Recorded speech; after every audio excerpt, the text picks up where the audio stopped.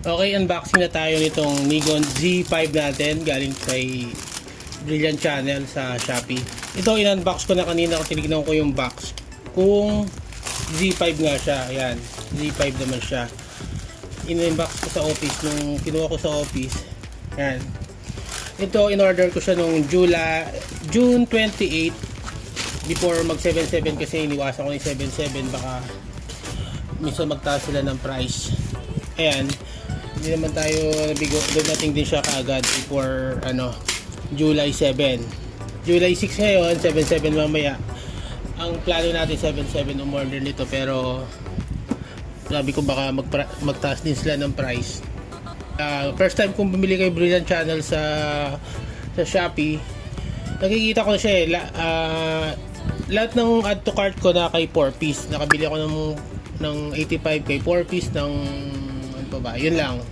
Tsaka yung mga Garmin ko kay 4 piece.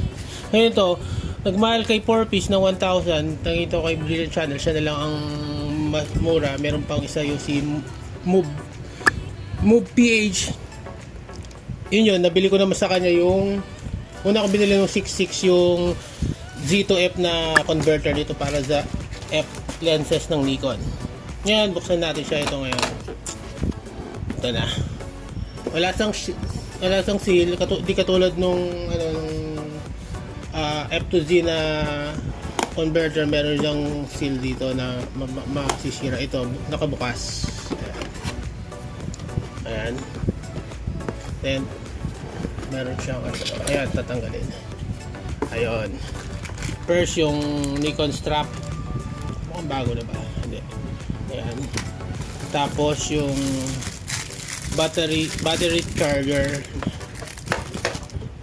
yun, cable, yung kanyang battery, yan, ito. Tapos yung kanyang power cord doon sa doon sa charger. And then yan, hindi siya masyadong naka-bubble wrap. Ang bubble wrap na lang na ito na support. Hindi na siya katulad ng iba na nakakarton pa para sobrang ingat. Ito lang nilagay nila sa labas. Then ito na yung body. Yan, legit siya guys. Hesitant pa ako na bumili kay Brilliant Channel, baka pero may nakita naman ako review, may mga dumating naman sa kanya. Wala naman bad reviews. Ang bad ko lang kay Brilliant Channel nung nag-purchase ako sa kanya pero na-cancel yung Yongnuo, pero wala nang stock. Ayan, eto. Medyo malaki siya guys.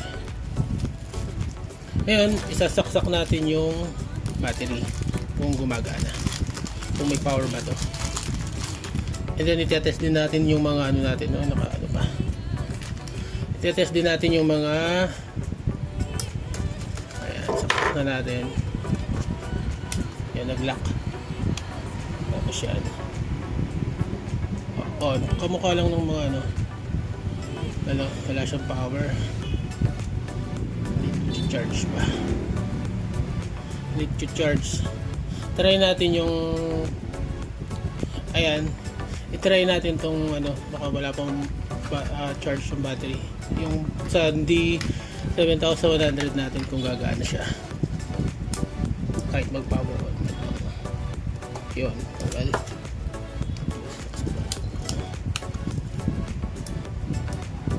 ayun, nag-power. Wala siyang lens wala akong pag-charge pala yung battery. Ayan, ngayon power off muna natin. Sabay ko nang ipakita sa inyo, ito yung kay Go Buy Mall PH na binili ko, yung F2Z natin. Ito nakita nyo may seal. Iba naman sa kanya tayo bumili, which is mas mura kumpara dun kay 4 piece. Kay 4 piece tayo naka-add to cart, pero nung final na bumili tayo kay Move that 4 PH. Ayan. Una ko to binili bago yung camera. Ayos, di ba? Kaya nung sabi ko muna F2Z muna bilhin natin para pag bumili tayo ng Nikon Z5 natin, nakahanda na. nung nakabili na ako ng ano nga dito, sabi ko bili na nga rin ako ng saksak natin.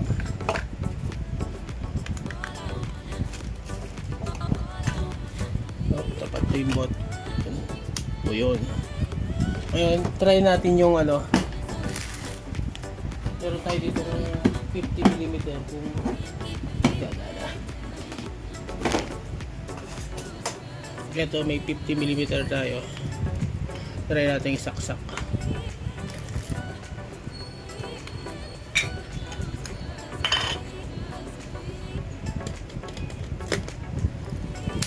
Yun. Ano.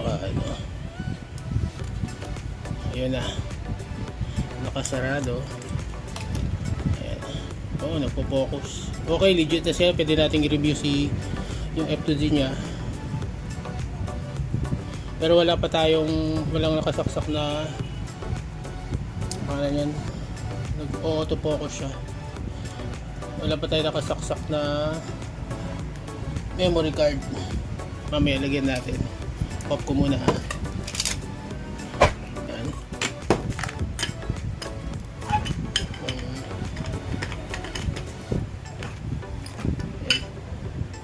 Yan, medyo mabigat din. Yan. Yan. On ulit. 85. Tanggalin natin yung ayan.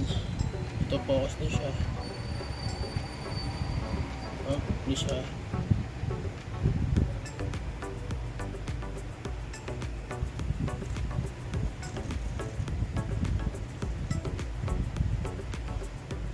Ayan. Ayan siya. Medyo low light nga lang.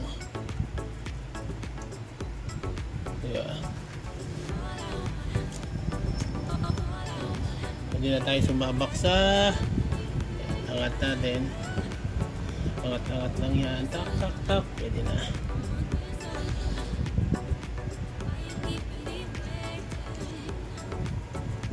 Ayan. Nice. 85mm. Patayin natin. Yun lang. Thank you. Try buy ito sa Shopee. Using credit card lahat yan. Straight yan. And then i-convert na lang natin ng installment 3 months, then other installment ulit. And then yun, bili kayo kay legit si Brilliant Channel, legit si 4Piece, legit si Go Buy Mall PH. Yan. Nanggagaling lahat yan sa Hong Kong. Okay, salamat. Bye.